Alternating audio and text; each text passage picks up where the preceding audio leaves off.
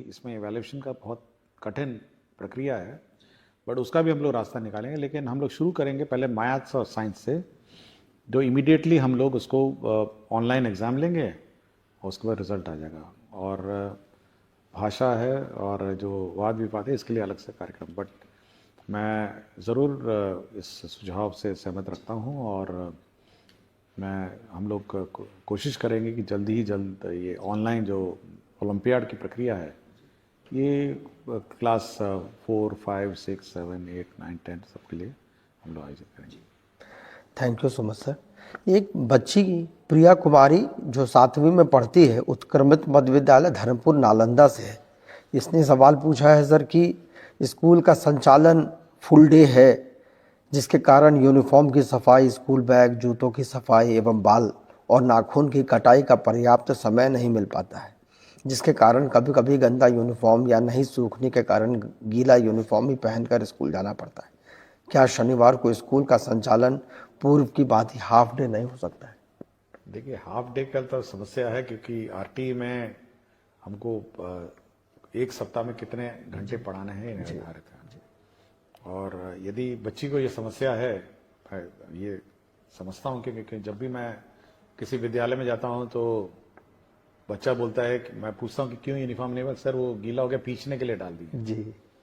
तो ये समय समय पर कौन पीछने के लिए डाला है और कौन जानबूझ के यूनिफॉर्म में नहीं आया है, इसका हमेशा डाउट रहता है।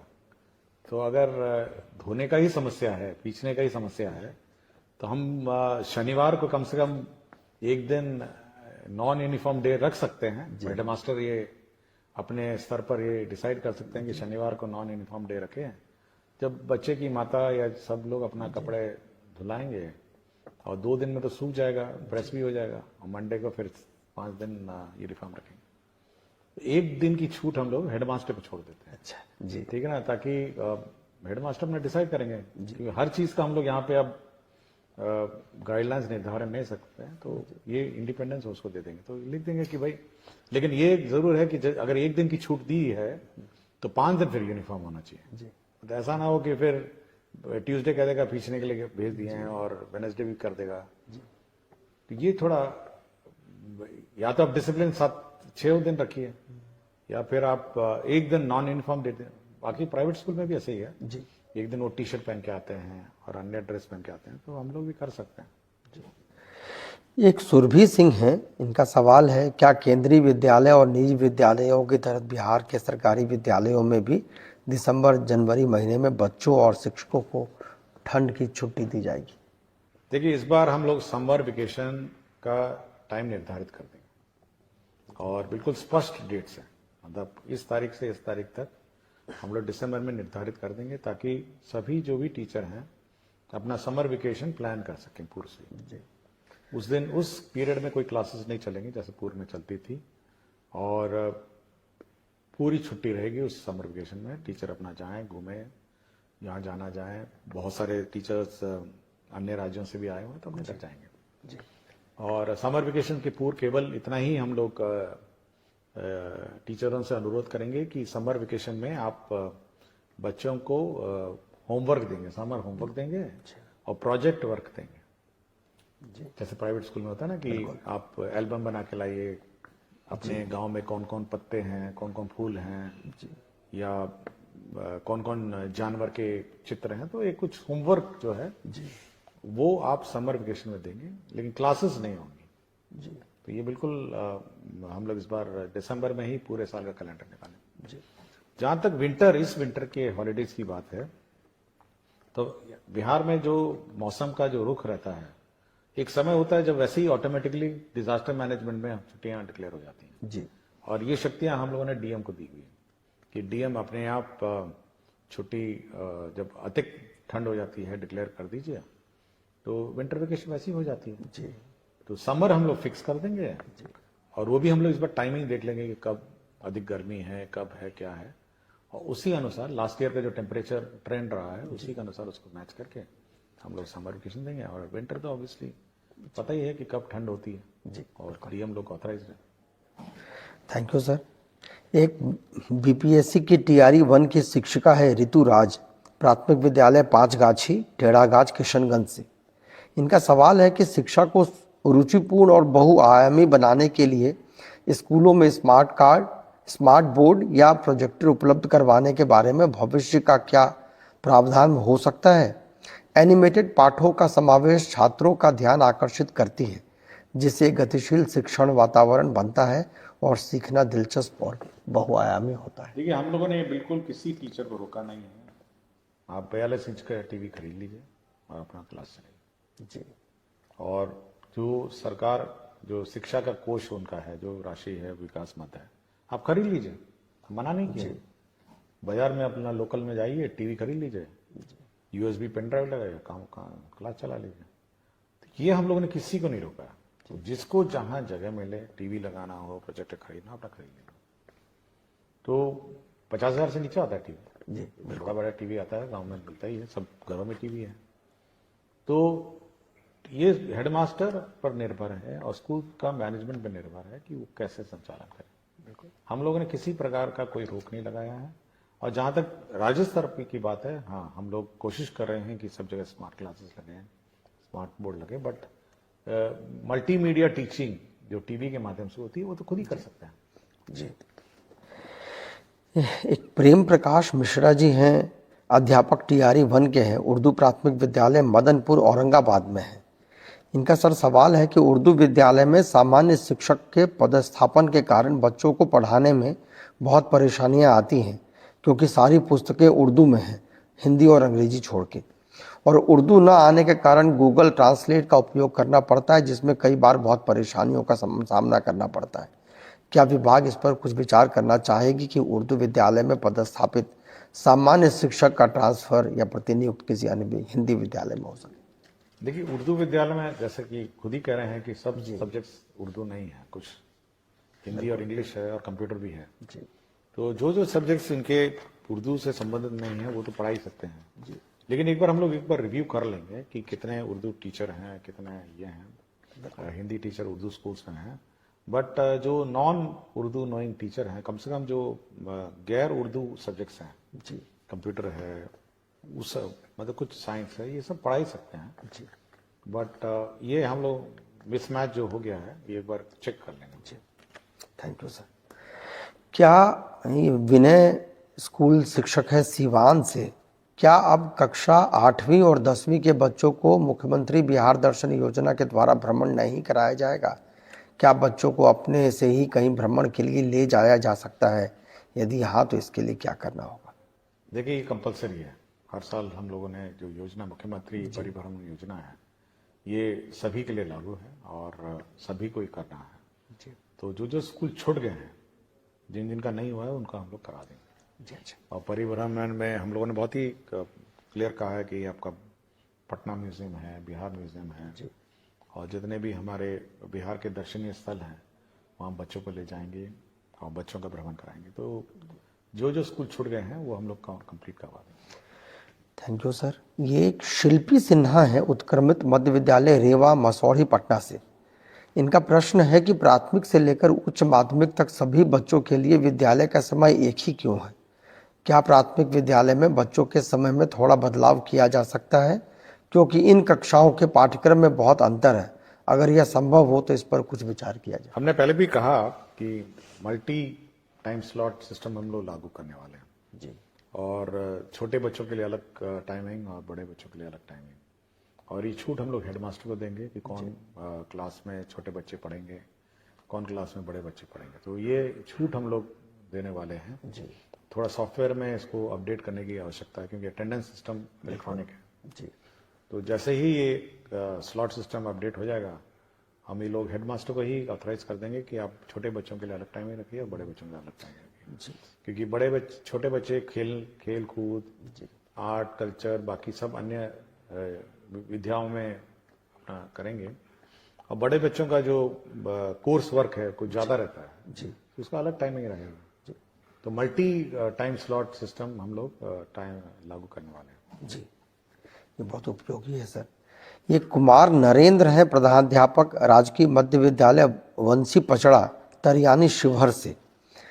इनका है कि सभी प्राथमिक और मध्य विद्यालय में एक कक्षा अलग से ब्रिज कोर्स का पूरे दिन चलाया जाए, जिसमें अधिकतम 20 चयनित बच्चों को 6 माह में निर्धारित लक्ष्य को प्राप्त कराकर उम्र सापेक्ष कक्षा से जोड़ने का कार्य किया जाए।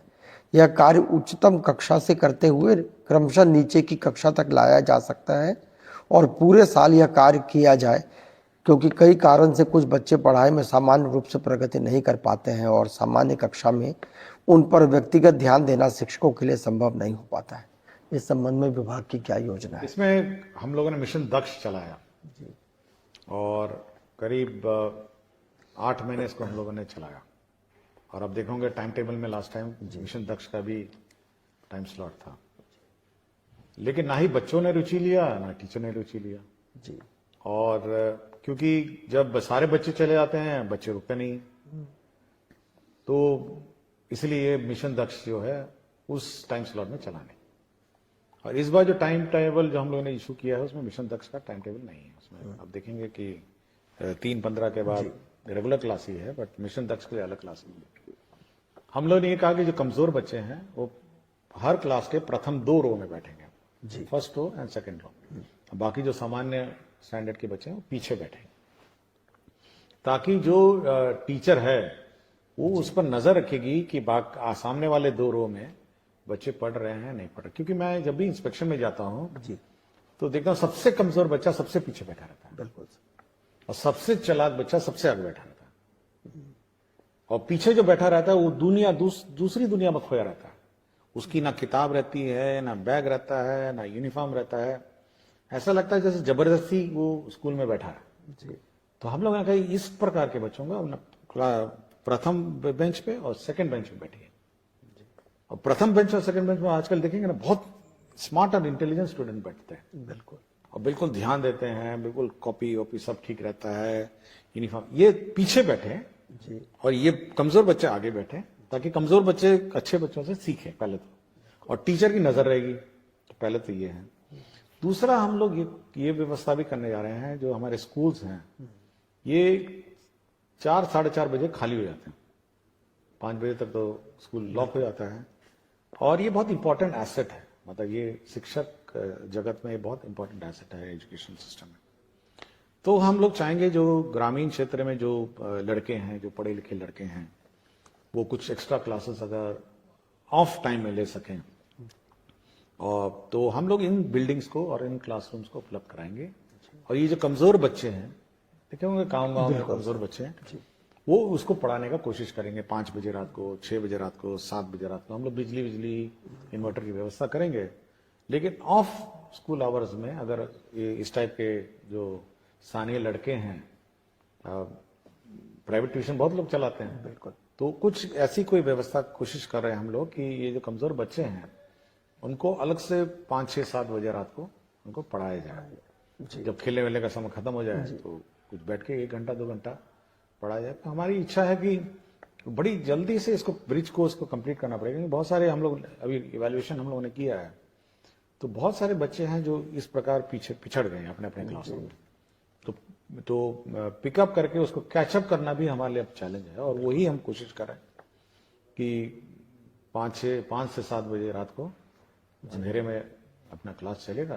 कुछ बच्चे लोकल गांव में बहुत पढ़े लिखे हैं, बिल्कुल, बहुत लोग हैं पढ़ने लगता है, कुछ फीस दे के पढ़ेंगे ट्यूशन, कुछ फ्री में पढ़ेंगे, तो कुछ इसी प्रकार की कोई व्यवस्था हम लोग करेंगे। बहुत हेल्पफुल है सर।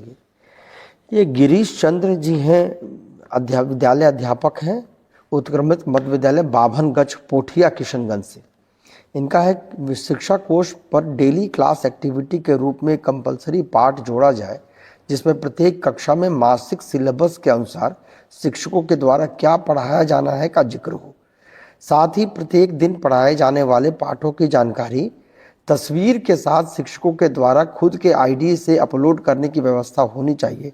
इससे गुणवत्तापूर्ण शिक्षा के प्रयास को और मजबूती मिलेगी। देखिए कितना आप अपलोड करवाइए हर चीज को।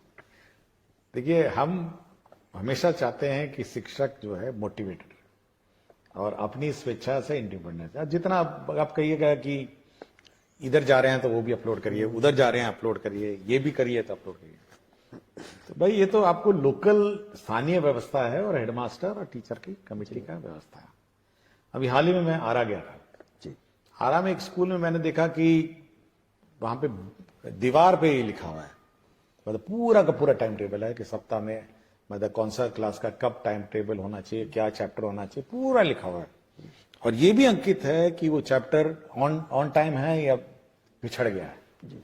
तो ये हेडमास्टर बहुत ही जहां जहां इनोवेटिव हैं, जहां जहां मेहनत कश हैं, वहां तो उन्होंने सुनिश्चित कर दिया कि भाई टाइम टेबल किस टाइम टेबल है, चैप्टर 5 होना चाहिए जी, क्या हम चैप्टर 5 पहुंचे हैं या चैप्टर 5 से पहले चल रहे हैं। तो हर क्लास का, हर टीचर का उसने पूरा मैपिंग किया हुआ था।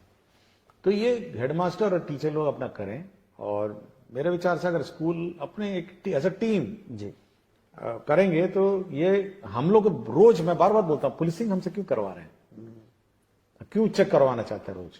आप अपनी टीम है, आपका बच्चा है, पढ़ाइए ना, बिल्कुल सब छूट आपको दी हुई है, आपको समय भी निर्धारित है।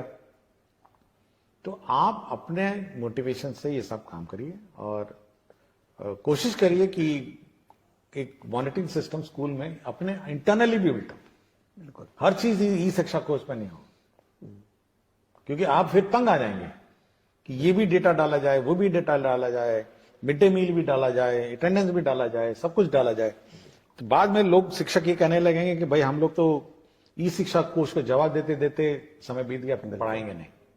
हम तो कह रहे हैं पहले पढ़ाइए ना, पहले पढ़ाइए। हम तो बहुत लिमिटेड डेटा आपसे लेंगे ना, हर चीज का डेटा थोड़ा ना हम लोग ले रहे हैं आपसे, केवल अटेंडेंस लेता हूं, मिड डे मील का भी मैंने बोल दिया है, और बाकी जब सब स्कूल में टैब होगा तो फिर कुछ और डेटा मांगा जाएगा। बिल्कुल, लेकिन हर चीज का हमको मत कहिए कि ई शिक्षा कोर्स में होना चाहिए। स्कूल अपने नियंत्रण और अपने डिसिप्लिन में चले।